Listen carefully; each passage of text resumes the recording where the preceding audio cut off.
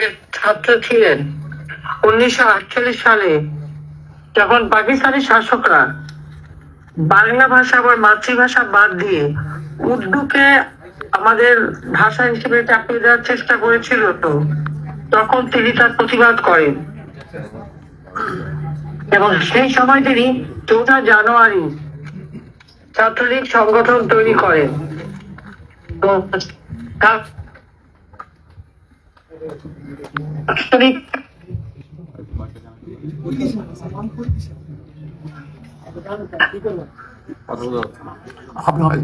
সংগঠন নিয়ে ভাষা সংগ্রাম লাগবে না ওয়াইফাই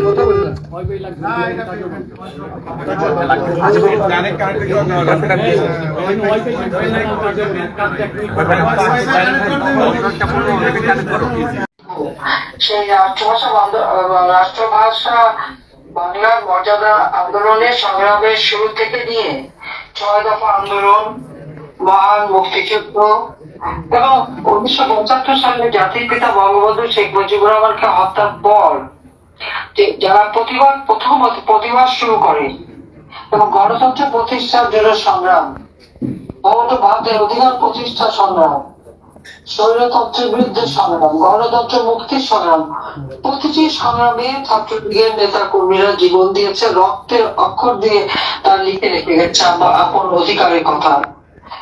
আজকে বাংলাদেশের যতগুলি অর্জন, সব অর্জনের পিছনে ছাত্রলীগের অবদান রয়েছে। আমি ছাত্রলীগের যত নেতা কর্মীরা আমরা একসাথে রাজনীতি করছি, অনেকেই তো মুক্তিযুদ্ধে জীবন দিয়েছে। আমি তাদের সকলকে আজকে দিনে স্মরণ করে একটি কথা বলবো যে ছাত্রলীগকে বর্তমানে যারা অবৈধভাবে ক্ষমতা দখল করেছে, যাদের কোনো জনগণের ম্যান্ডেট নাই, যাদের কোনো সাংবিধানিক ভিত্তি নাই, বলতে গেলে সেই মেটিকুলাসলি ডিজাইন করে মাস্টার মাইন্ডের মাধ্যমে প্ল্যান করে অস্ত্র অর্থ জোরে যারা ক্ষমতা দখল করেছে, সম্পূর্ণ অগণতান্ত্রিক, অসাংবিধানিক এবং অবৈধভাবে সেই ইউনুস সরকার ছাত্রলীগকে ব্যান্ড করে। ছাত্রলীগকে ব্যান্ড করার অধিকার কারণ নাই।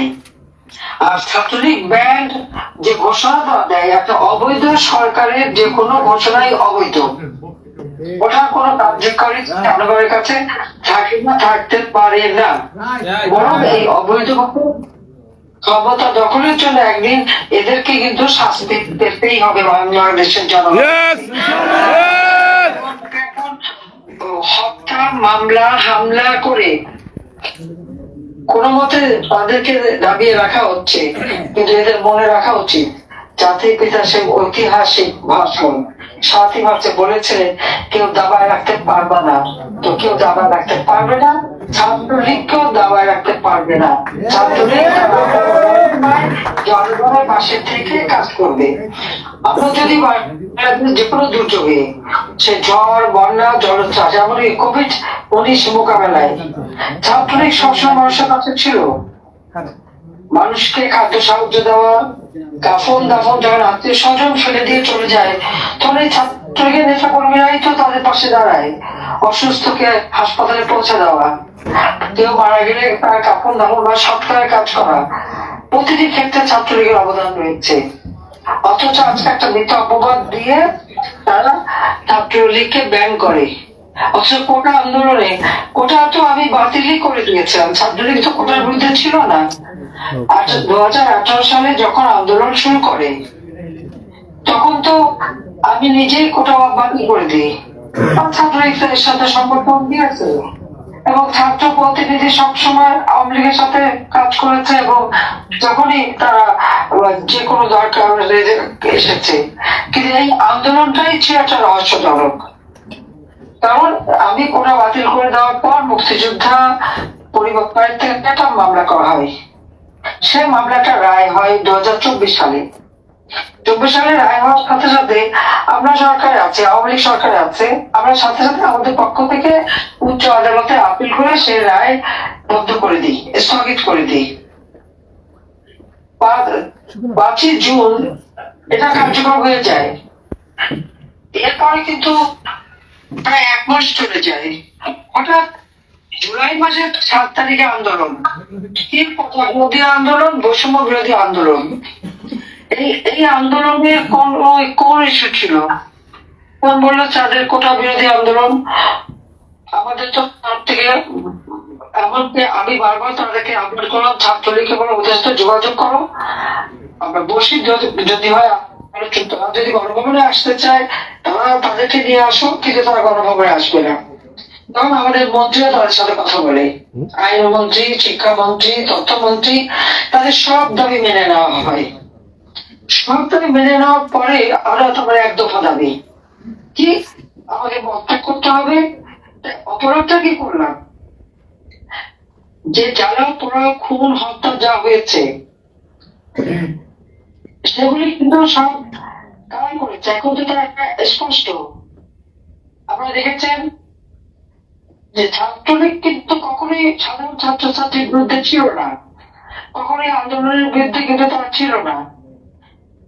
অথচ ছাত্রলীগের উপরে যে আক্রমণ, প্রত্যেকটা হলে হলে তাদের রুম ভাঙাচোরা করা, সার্টিফিকেট থেকে শুরু করে তাদের সমস্ত জিনিসগুলি আগুন দিয়ে পুড়িয়ে দেওয়া, এক এক করে হল দখল কারা করেছে? ওই শিবির আর তার সাথে ছিল বিএনপি, অর্থাৎ ছাত্র দল। এরা মিলে বড় ছাত্রলীগের উপরে তারা অত্যাচার করেছে, নির্যাতন করেছে, অনেকে হত্যা করেছে, রুমগুলি দখল করেছে, জিনিসপত্র পড়িয়েছে, নির্যাতন করেছে।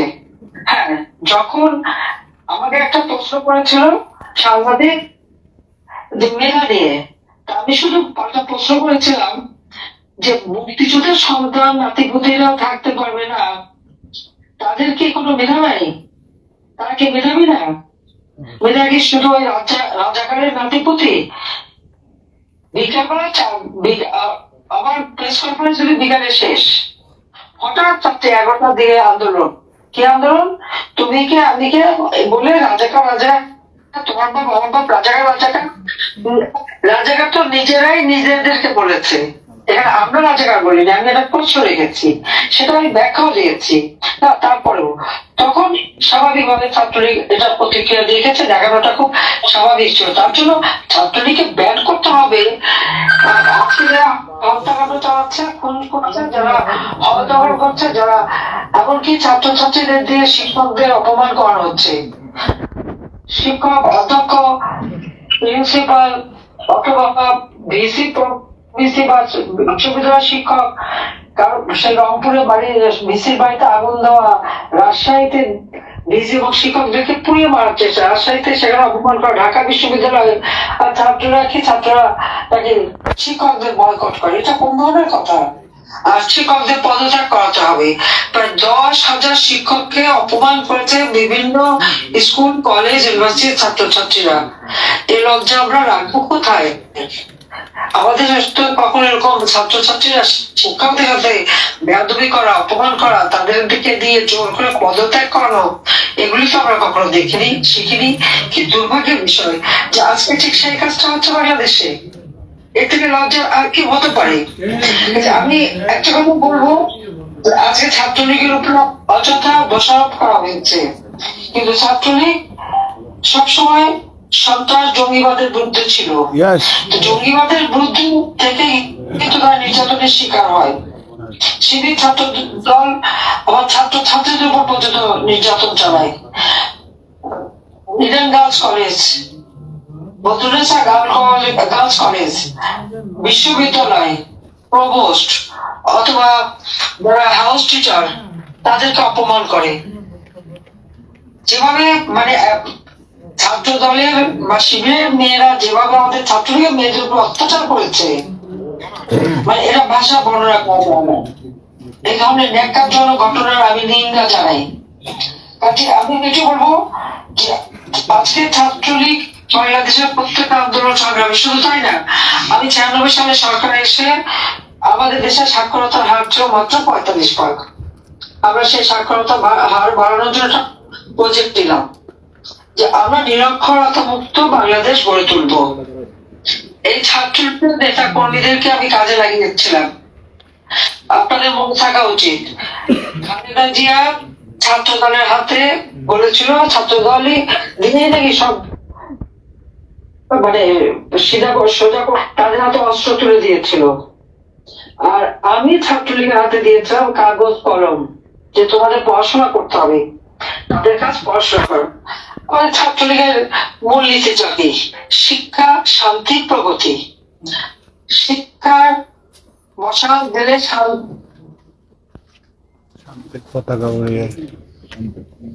মূলনীতি আমার ছাত্রলীগ সবসময় সেটাই মেনে চলবে। আজকে অপবাদ দিয়ে ছাত্রলীগকে ব্যান করা, তো একটা কথা বলি, আমি ছাত্রলীগ সব নেতা কর্মীকে বলবো, এটা নতুন কিছু না। আইখানও ব্যান করেছিল, এখানেও করেছিল, জিয়াউর রহমানও করেছিল, এরশাদও করেছিল, খালেদা জিয়াও করেছে, বারবার করেছে, আঘাত এসেছে, কিন্তু ছাত্রলীগকে শেষ করতে পারেনি, পারবে না।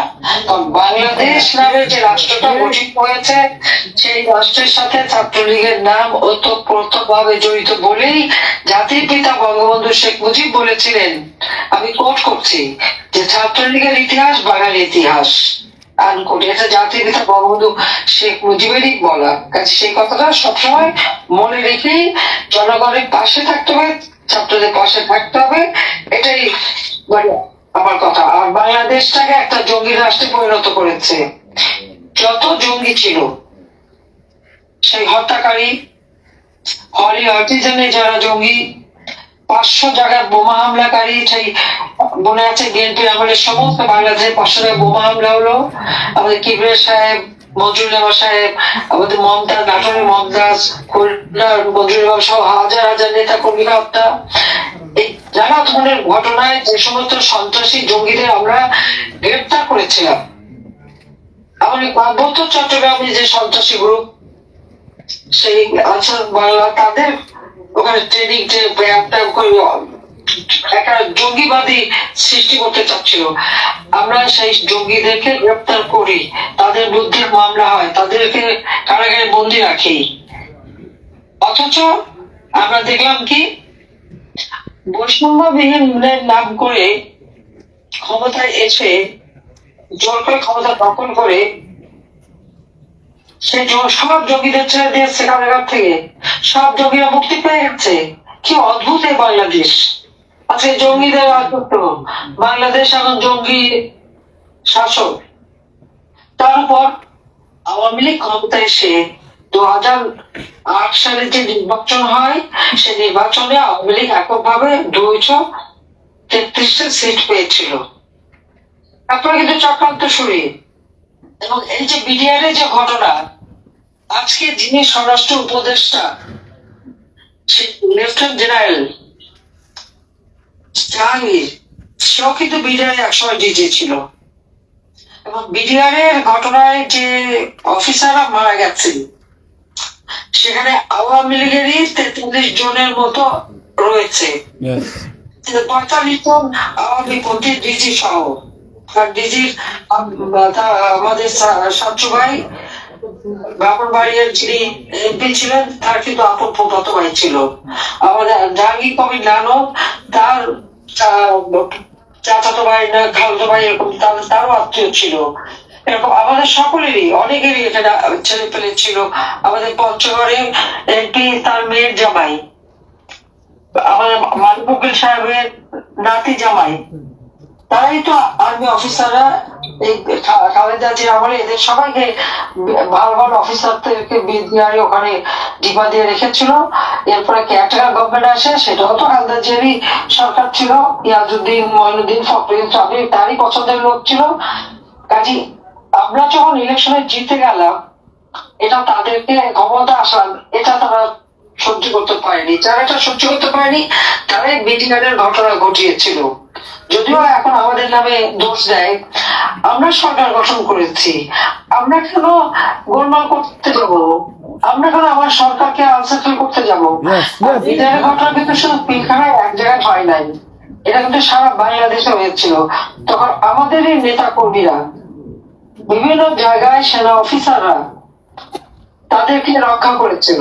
এবং সাথে সাথে আমি ডিসি এসপি দেরও বলে দিয়েছিলাম এদের পরিবারকে নিরাপদে নিয়ে যাওয়া। প্রত্যেকটা বর্ডার এলাকায় আমাদের আমাদের নেতা কর্মীরা, ডিসি, এসপি সবাই মিলে সেই সমস্ত পরিবার, সেনা অফিসারদের যে সমস্ত পরিবার, বিডিআর এর বিভিন্ন ইউনিট, বিওপিতে যারা ছিল তাদেরকে কিন্তু নিয়ে আসে এবং তাদের নিরাপত্তার ব্যবস্থা করে। এই কথাটা একবারও তাদের মুখ থেকে, অনেকের মুখ থেকে বের হয় না যে এটা ঘটনাটা এক জায়গায়, এমনকি চুয়াডাঙ্গা বা সাতকানিয়া ওখানে তো রাস্তায় নেমে গিয়েছিল বিডিআর।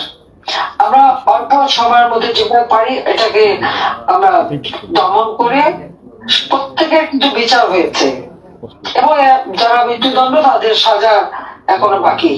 এখন বলছে যারা জেলখানায় তাদের অর্থাৎ যারা বিদ্রোহ করেছে তাদেরকে ছেড়ে দিতে হবে। এই কথা থেকে তো বোঝা যায় যে এই ঘটনা কারা ঘটিয়েছে।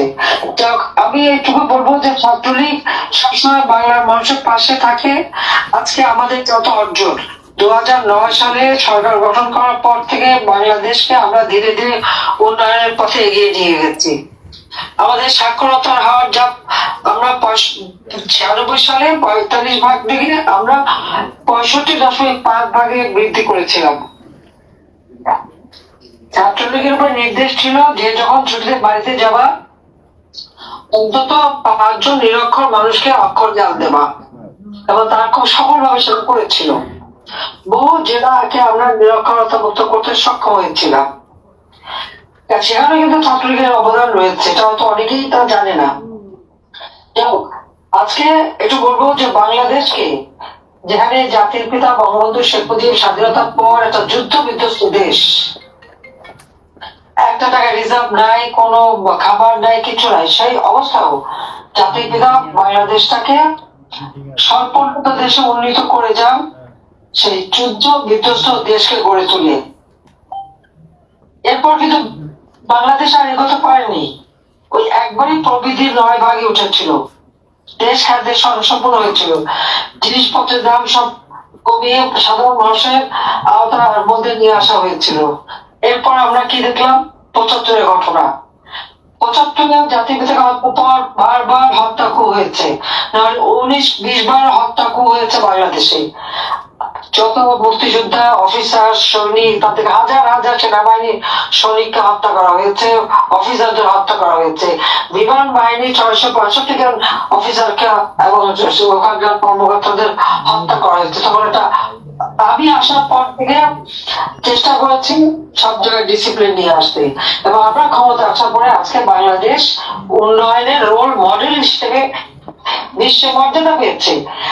2009 আমরা সরকার গঠন করে 2021 সাল 2020 সালে জাতির পিতা বঙ্গবন্ধু শেখ মুজিবের জন্ম শতবার্ষিকী এবং 2021 সালের স্বাধীনতার সুবর্ণ জয়ন্তী যখন আমরা উদযাপন করি, আবার কি হলো? আচ্ছা আচ্ছা, আবার কে যেন তোমাদের ইউনাইটেড স্টেট থেকে ফোন করছে, সেই ফোন দেখা যাচ্ছে। যাক, আবার আমরা যখন বাংলাদেশটাকে উন্নয়নশীল দেশের মর্যাদা নিয়ে আসলাম, তখনই দেখলাম ওই সুদখোর ইউনূস যে গরিবরে ঋণ দেওয়ার নামে মোটা অঙ্কের সুদ দিয়ে গরিবের রক্ত চুষে খেয়ে গ্রামীণ ব্যাংকের টাকা পাচার করে, গ্রামীণ ফোনের টাকা পাচার করে, বিদেশে হাজার হাজার কোটি টাকা সম্পত্তি করে, এবং তার ক্ষমতার লোভ, এই ক্ষমতার লোভের আগুনে আজকে বাংলাদেশ জ্বলছে। আজকে তার এবং এই ক্ষমতা যাওয়ার জন্য আজকে আপনারা দেখেন আমরা বাংলাদেশ স্বাধীন করেছি, পাকিস্তানি হানাদার বাহিনীকে পরাজিত করেছি। পাকিস্তান একটা আলাদা রাষ্ট্র, বাংলাদেশ স্বাধীন রাষ্ট্র, কিন্তু তারা আমাদের উপর গণহত্যা করেছে, মা বোনদের ইজ্জত লুটেছে, লুটপাট করেছে, অগ্নিসংযোগ করেছে। ঠিক বিএনপি 2001-এ আমরা দেখলাম ঠিক একই ঘটনা ঘটালো। আর এখন সেই পরাজিত শক্তির পাশে যে একেবারে দহরম মহরম, অর্থাৎ যাদেরকে লাখো শহীদের রক্তের বিনিময়ে পরাজিত করে আমরা দেশ স্বাধীন করলাম, আজকে সেই পরাজিত শক্তির পদলেহন করছে, পদলেহনের অর্থাৎ পা চাটছে। এখন ইউনুস দল, তার সরকার পাকিস্তানিদের পা চাটে, তাদের সাথে গলায় গলায়। আমরা সকলের সাথে বন্ধুত্ব, কারোর সাথে বলিত নয়। আমরা এই নীতিতে বিশ্বাস করি, আমরা সেটাই মেনে চলি। একটা স্বাধীন রাষ্ট্র হিসেবে যার যার সাথে যে ভাবে সদ্ভাব রাখা, সম্পর্ক রাখা, আমরা সেটা রাখি। আমাদের সেটাই হচ্ছে নীতি। এবং বাংলাদেশ, আপনারা যদি একটু লক্ষ্য করেন, আমি আওয়ামী লীগ সরকার আসার পর থেকে বিশ্বের সকল দেশের সাথে একটা চমৎকার বন্ধুত্বপূর্ণ সম্পর্ক রেখে আমরা চলেছি।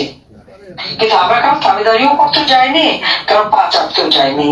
কিন্তু আজকে কি দুর্ভাগ্য আমাদের, যাদেরকে পরাজিত করলাম তাদেরই পা চাটা হয়ে গেল বাংলাদেশের ওই ইউনূস সরকার আর তার সমন্বয়কারীরা। তাদের বক্তব্যটা কি? আপনি এর মধ্যে দেখেছেন যে জুলাই 15 তারিখে যত অপকর্ম হয়েছে, অর্থাৎ অগ্নিসংযোগ, মানুষ হত্যা করা, পুলিশ হত্যা করা, প্রায় 450 মতো থানা এবং পুলিশ ফাঁড়ি, পুলিশ স্টেশন, সেগুলি জ্বালিয়ে দেওয়া হয়েছে। সেখানে পুলিশদের জ্যান্ত পুড়িয়ে মারা হয়েছে, পিটিয়ে পিটিয়ে মারা হয়েছে, তাদেরকে পা ঝুলে রাখা হয়েছে। আওয়ামী লীগের নেতা সেই ঝিনাইদহ সেক্রেটারি, তাকে সেই কসাইখানায় যে কোন পশু পা বেঁধে ঝুলে রাখে, ঠিক সেইভাবে পা বেঁধে ঝুলে রাখা হয়েছে এবং তাদেরকে অত্যাচার করা হয়েছে। এমনকি একটা অন্তঃসত্ত্বা পুলিশ কনস্টেবল মেয়েটা মাপ চেয়েছে, বলেছে আমার পেটে বাচ্চা, আমাকে মারবেন না। এরা এত বড় অমানুষ যে সেই অন্তঃসত্ত্বা মহিলা তাকে পিছিয়ে পিছিয়ে হত্যা করলো, হাত কেটে পা কেটে দিয়ে এইভাবে তারা নির্যাতন করছে। এই আওয়ামী লীগের না হলেও 10,000-এর উপর 11,000 কর্মী আজকে নির্যাতনের শিকার। তার মধ্যে প্রায় 1,000 খানেক নেতা কর্মী কারো মাকে, চাচিকে, বাবাকে, ভাইকে পর্যন্ত নির্মমভাবে হত্যা করেছে, বোনকে নির্যাতন করেছে। সংখ্যালঘু সম্প্রদায়ের উপর অত্যাচার, নির্যাতন। হিন্দু, বৌদ্ধ, খ্রিস্টান কেউ এদের হাত থেকে রেহাই পায়নি। শুধু তাই না, আমাদের ওলামা মাশায়েখ, সমস্ত মাজার শরীফ, সেখানে সেগুলি পর্যন্ত ভাঙচুর করা হচ্ছে। অর্থাৎ এই সরকার যে একটা জঙ্গি সরকার, এই সরকার হচ্ছে জঙ্গি স্বেচ্ছাচারী সরকার। তাদের হাত থেকে আজকে, এবং তার সমন্বয়করা আজকে তাদের হাত থেকে মুসলমান ওলামা মাশায়েখ যেমন রেহাই পায় না, দরগা, পীর, তারাও পীর শরীফ যেগুলো রেহাই পায়, তাদেরকে অপমান করা, তাদেরকে মারা, আগুন দিয়ে পড়া, লুটপাট করা। তাছাড়া হিন্দুদের মন্দির, খ্রিস্টানদের গির্জা, বৌদ্ধদের মঠ, সবকিছু লুটপাট, আগুন ভাঙাচোরা, এইগুলি করে যাচ্ছে তারা। কোন ধর্মের মানুষদের কাছে রেহাই পাচ্ছে না। এদের জুলুম, অত্যাচার, নির্যাতন এমন পর্যায়ে তারা নিয়ে গেছে দেশকে, একেবারে মানে আমি কি বলবো, দেশের যে ভাবমূর্তি, সে ভাবমূর্তিটাই নষ্ট করে দিয়েছে। এবং এরা নিজেদেরকে কিভাবে কে জানে, ইউনূসের মাস্টার মাইন্ডের এবং ভেজুলাইজড তার যে ডিজাইন, 1 নম্বর ছিল তো ওই আন্দোলন, একটা ভুয়া আন্দোলন যেখানে কোটা নেয়, তারপর একটা আন্দোলনের নামে চক্রান্ত করলো। তার এটা ছিল তার মানে ডিজাইনের 1 নম্বর। 2 নম্বরে ছিল বঙ্গবন্ধু ভবন পোড়াবে, গণভবন পোড়াবে এবং আক্রমণ করবে, আমাকে রেহানাকে হত্যা করবে।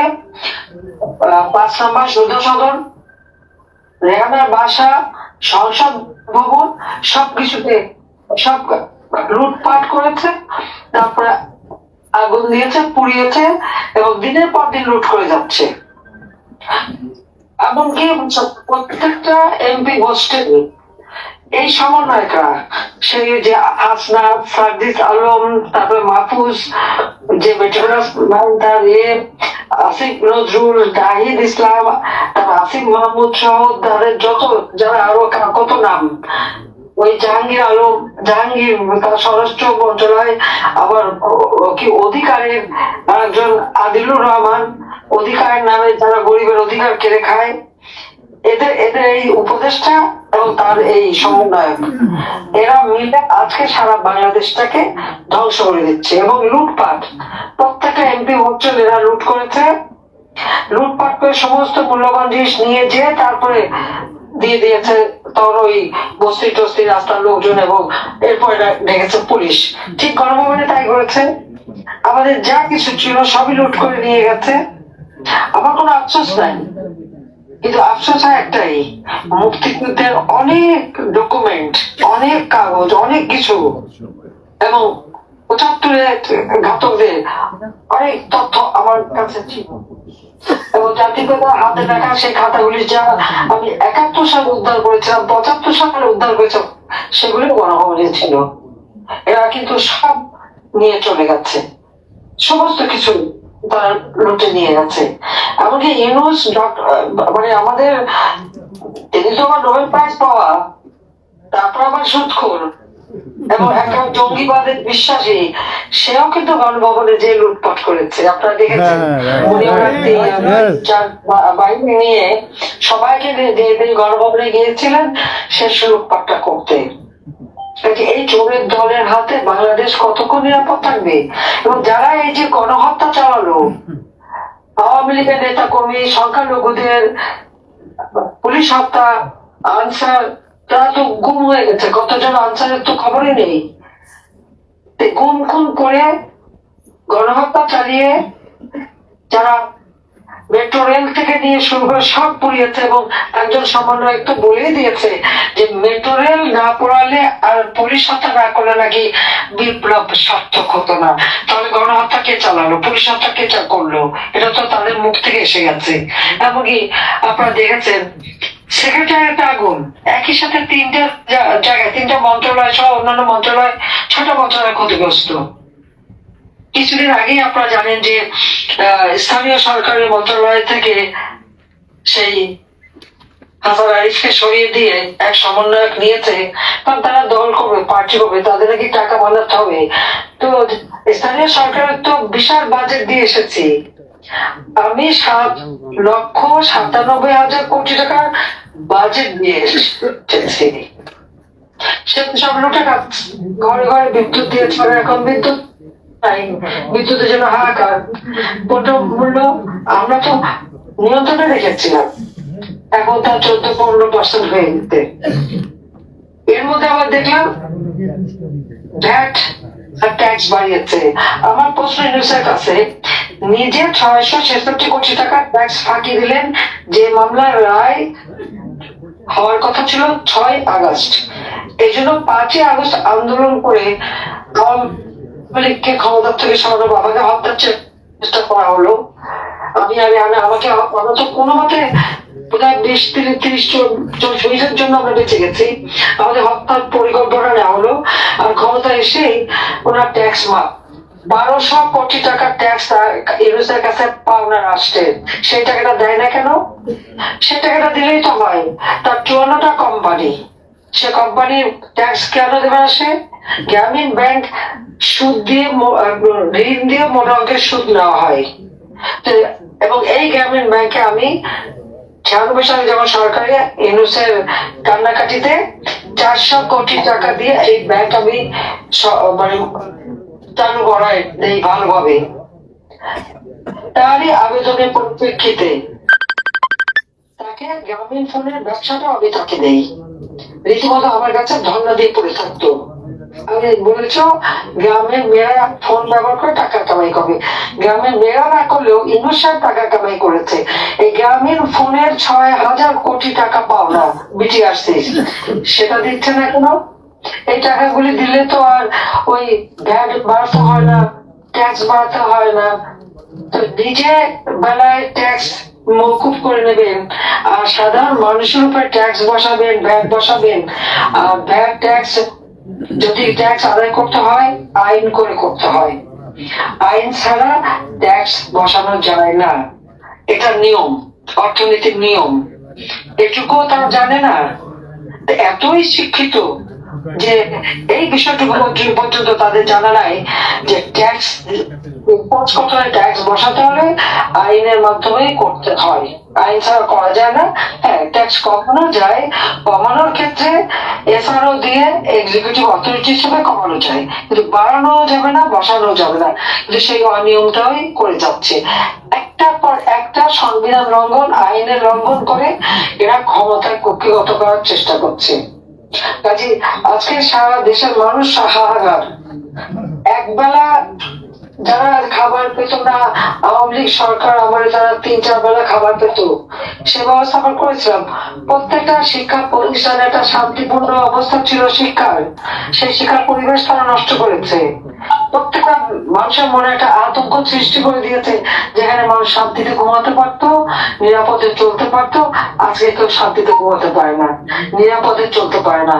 এমনকি বাড়ি বাড়ি ডাকাতি, খুন, পুলিশের সাহায্য চায়, পুলিশ যেহেতু সাহস পায় না এদের হাতে যে অস্ত্র, কারণ তারা সম্পূর্ণ, তারা নাকি ছাত্র, তারা যায় সব জায়গায় চুরি ডাকাতি করে বসে। এমনকি এখন তো মানে আমার সেনাবাহিনীর অফিসার থেকে শুরু করে পুলিশ বাহিনী থেকে শুরু সবাইকে নষ্ট করে যাচ্ছে।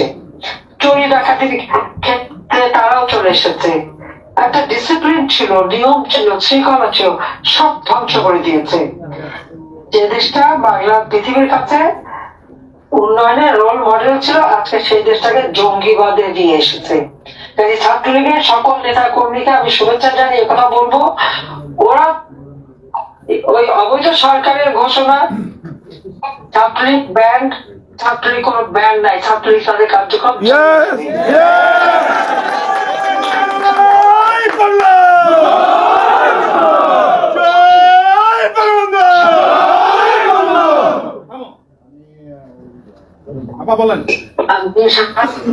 ছাত্রছাত্রীদের বলবো তারা যেন অন্তত এই 2008-এর আগের বাংলাদেশ কেমন ছিল, বাংলাদেশ কেমন, এটা কিন্তু তারা একটু হিসাব করে দেখে।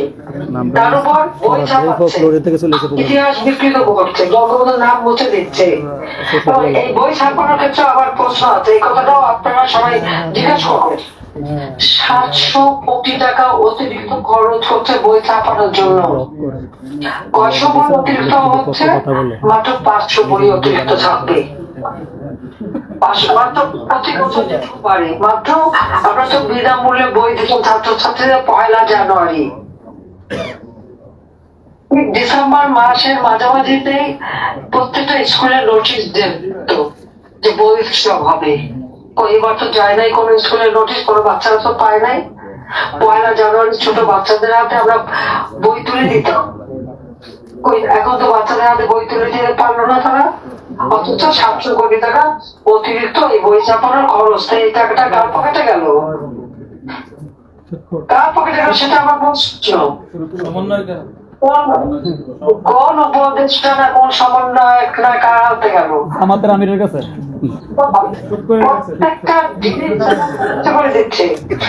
সাধারণ ছাত্রছাত্রীরা আমি বলবো যে ছাত্রলীগ বাংলাদেশের ইতিহাসের সাথে ছাত্রলীগের নাম জড়িত,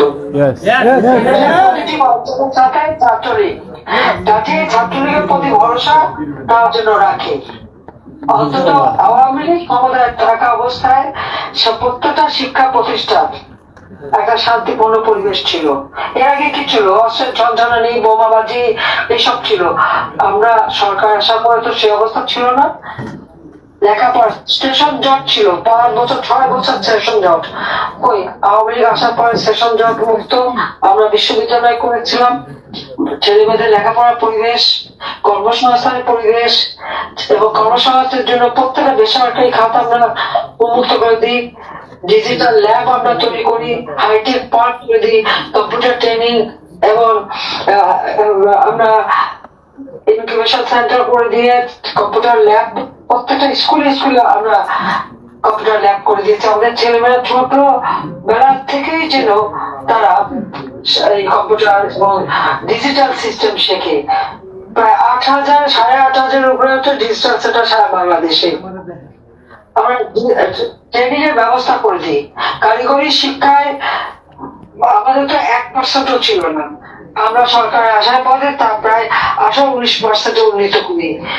কারিগরি শিক্ষা, বিজ্ঞান প্রযুক্তি শিক্ষা, আর কত রকমের বিজ্ঞান প্রযুক্তি বিশ্ববিদ্যালয় করেছে, ডিজিটাল বিশ্ববিদ্যালয় করেছে, টেক্সটাইল বিশ্ববিদ্যালয় করে দিয়েছে, ফ্যাশন ডিজাইন বিশ্ববিদ্যালয়, আমাদের এয়ারোস্পেস এভিয়েশন বিশ্ববিদ্যালয়, এরকম বিভিন্ন বহুমুখী শিক্ষা মাধ্যমে আমাদের ছেলে পেলে যাতে মানে সারা বিশ্বের সাথে তাল মিলিয়ে চলতে পারে সেইভাবেই কিন্তু আমি প্রত্যেকটা প্রতিষ্ঠান তৈরি করে দিয়েছিলাম, যাতে করে আমরা কোনো মতে পিছিয়ে না থাকি, বাংলাদেশ যেন সবসময় এগিয়ে যায় সেদিকে লক্ষ্য রেখেই আমরা সেই কাজগুলি করে দিয়েছিলাম। আর শিক্ষার ক্ষেত্রে আমাদের ছেলেমেয়েরা যেন একবারে উপযুক্ত আধুনিক প্রযুক্তি শিক্ষা নিয়ে যেন তারা গড়ে উঠতে পারে সেই বিষয়টা আমরা করে দিয়েছি। কিন্তু আজকে একে একে সবকিছু ধ্বংস করে দিচ্ছে, সবকিছু নষ্ট করে দিচ্ছে। সেখানে আমি বলবো যে আমাদের সবাইকে শক্তিশালী করতে হবে, জনগণের পাশে দাঁড়াতে হবে। আজকে জনগণের অনেক কষ্ট, পণ্যমূল্য যেভাবে বাড়ছে এবং এই ভ্যাট ট্যাক্স বসায় আরো বাড়বে, আরো মানুষের কষ্ট বাড়বে। কাজে মানুষের পাশে আমাদের থাকতে হবে, মানুষের পাশে যেতে হবে এবং মানুষকে সেই মানে সহযোগিতাটা দিতে হবে, সেটাই আমরা চাই। আর শিক্ষার পরিবেশ যাতে হয় কোনো ডিসি প্রভিসি বা যাদের অধ্যক্ষ, এমনকি আপনাদের মনে আছে একজন অধ্যক্ষ নুরুল ইসলাম নাম, তাকে জোর করে সিগনেচার করতে যে তাকে এমন ভাবে অপমান করেছে, ছাত্রদের হাতে অপমান হবে, নিজের প্রতিষ্ঠিত শিক্ষা প্রতিষ্ঠান এটা উনি নিতে পারেননি, তিনি সেখানে হাসপাতাল করে মারা যান। আল্লাহ রাব্বুল আলামিন তাকে বেহেশতে নসিব করুন। সেটাই বলি যে এইভাবে যেন আর ইনডিসিপ্লিন না হয়, প্রত্যেকেই যেন বাস্তবায় সেই ব্যবস্থাটাই করতে হবে। আমি এটুকুই বলবো যে আজকে ছাত্রলীগের এই প্রতিষ্ঠা বার্ষিকী উপলক্ষে সকলের সাথে কথা বলতে পেরে আমি সত্যি খুব আনন্দিত। সবাই ভালো থাকবে, সুস্থ থাকবে এবং লেখাপড়া করবে। আমি জানি আমাদের ছাত্রলীগের ছেলেপেলেদেরকে লেখাপড়া করতে দিচ্ছে না, ইউনিভার্সিটি কলেজে যেতে দিচ্ছে না, নানাভাবে বাধা দিচ্ছে। তো একটা কথা মনে রেখো, শিক্ষার কোনো বয়স নাই। আবার ইনশাআল্লাহ সময় আসবে, আবার তোমরা ভালোভাবে লেখাপড়া শিখতে পারবে এবং সেভাবে সবাই পড়াশোনা করতে হবে। কারণ পড়াশোনা জ্ঞান, এটাই হচ্ছে সব থেকে বড় কথা। তার কারণ হচ্ছে যে ধন সম্পদ এগুলি যেতে পারবে, আমাদের সবকিছু চলে গেল, কিন্তু শিক্ষাটা তো যায় না। আমাদের ছেলে মেয়ে, আমি রেহানা, আমরা আমাদের বাচ্চাদেরকে সবসময় একটা কথা বলেছি যে তোমাদের জন্য কোনো সম্পদ রেখে যেতে পারবো না, তোমাদের জন্য তোমাদের শিক্ষাটাই হবে সব থেকে বড় সম্পদ। এবং আল্লাহ রহমতে তারা সারা বিশ্বে সেই হার্ভার্ড, অক্সফোর্ড, এলএসসি সহ পৃথিবীর বিভিন্ন শিক্ষা প্রতিষ্ঠান থেকে তারা নিজেরাই কিন্তু পড়েছে, চাকরি করেছে, আবার পড়েছে, আবার চাকরি করেছে, নিজেরা কিন্তু এভাবে তারা পড়াশোনা করেছে।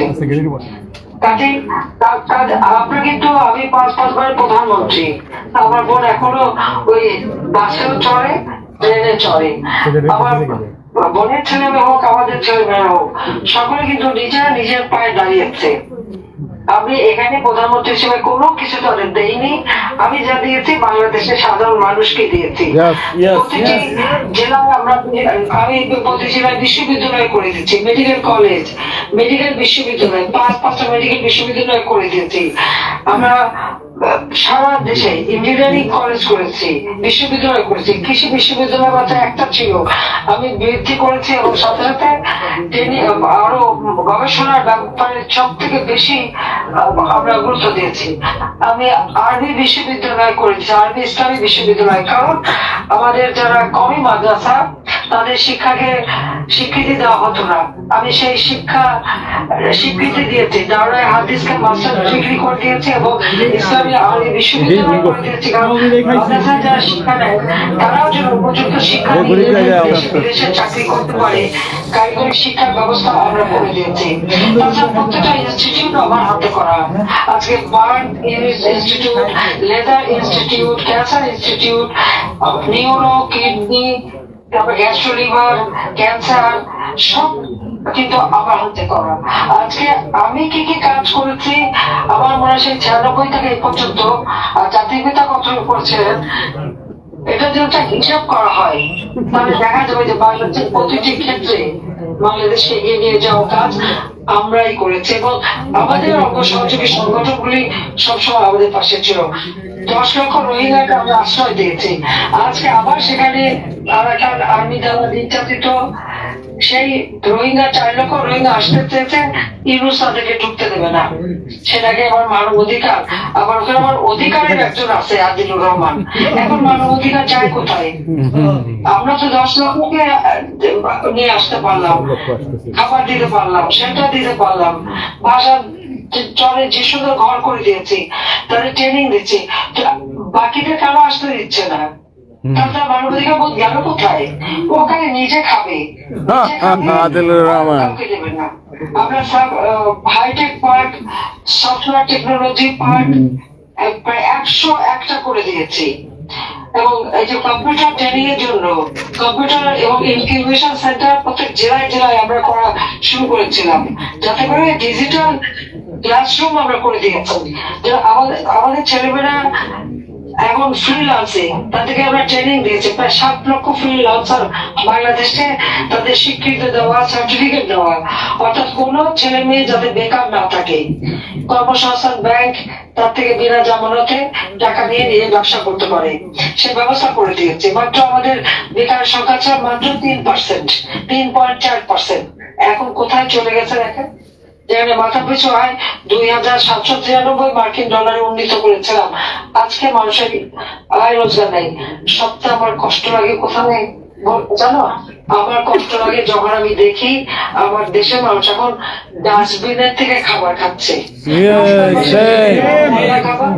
একদিকে কুকুর খাচ্ছে, একদিকে মানুষ খাচ্ছে। এই বাংলাদেশ তো আমি রেখে আসিনি। হ্যাঁ, আমি বারবার মৃত্যু মুখোমুখি হয়েছি। সেই 21 আগস্ট গ্রেনেড হামলায় আমাকে হত্যার চেষ্টা করা হয়েছিল। মানব ঢাল রচন করে আমাকে রক্ষা করছে আল্লাহ রাব্বুল আলামিন, বারবার রক্ষা করছে। এবারও কিন্তু তার মেটিকুলাসলি ডিজাইনের একটা অংশ ছিল 32 নম্বর পড়বে আর আমাকে হত্যা করবে, রেহানাকে হত্যা করবে। আল্লাহ তাআলা কিভাবে যেন বাঁচিয়ে নিয়ে এসেছে। বেঁচে যখন আছি ইনশাআল্লাহ বাংলাদেশ আমার ফিরে পাবো, বাংলাদেশ আমার উন্নত হবে, বাংলাদেশ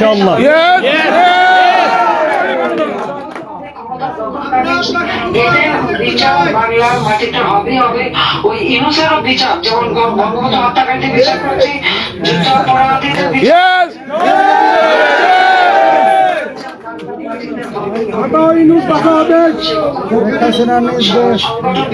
সংগঠিত করবার আহ্বান জানিয়ে আমার বক্তব্য শেষ করছি। সবাই ধৈর্য ধরে দীর্ঘ সময় বক্তব্য রেখেছেন, সেজন্য সবাইকে আমি আন্তরিক ধন্যবাদ জানাই।